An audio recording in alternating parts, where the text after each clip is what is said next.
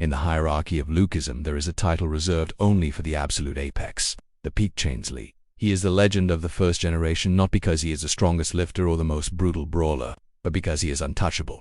When he fights, it doesn't look like violence. It looks like a performance. He moves with a fluidity that makes kings look like amateurs. But the most terrifying weapon in his arsenal is the invisible attack. To the untrained eye, this looks like superhuman speed. But if you want to increase your battle speed like James Lee, you have to understand that speed is not just about moving your limbs fast. It is a combination of physics, neurology, and rhythm. This is the Speed Mastery Guide. To understand the invisible attack, we first have to demystify it. In the webtoon, it is described as an attack that targets the blind spot. This is a real concept in combat science known as angle management. Every human being has a cone of vision. When you stand directly in front of someone, you are in their central focus. You are easy to track. James Lee does not fight in a straight line. He fights on the diagonal. He uses lateral footwork to step outside the lead foot of his opponent. By the time the opponent realizes he has moved, he is already in a position where their eyes literally cannot see him without turning their head.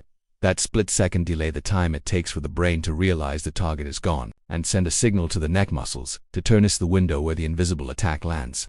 To master this, you must stop training on a 2D axis forward and backward and start training on a 3D axis circling and pivoting.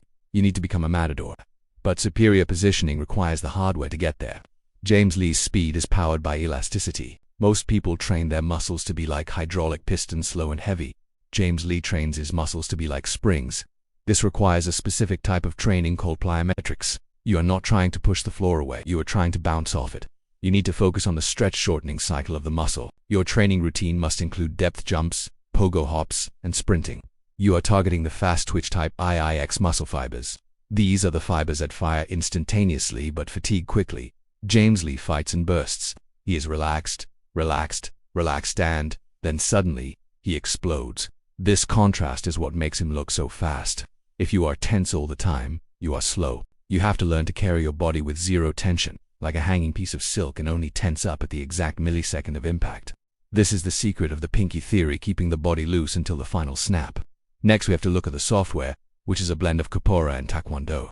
James Lee utilizes acrobatic kicks, not just to show off, but to generate momentum. A spinning kick carries more force than a linear kick because of centrifugal force, but it is usually slower. James Lee cheats this rule by having elite hip mobility. You cannot fight like him if your hips are tight. You need to be able to do the splits. Why? Because tight hips act as brakes on your nervous system. If your muscles have to fight against your own stiffness, you are driving with a parking brake on. By maximizing your flexibility, you remove the internal resistance, allowing your leg to snap out like a whip.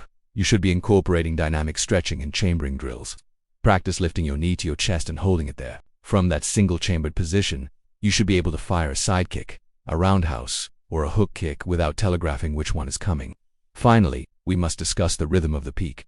Fighting is musical. Most people fight in a 1-2-1-2 rhythm. It is predictable. James Lee fights in syncopation.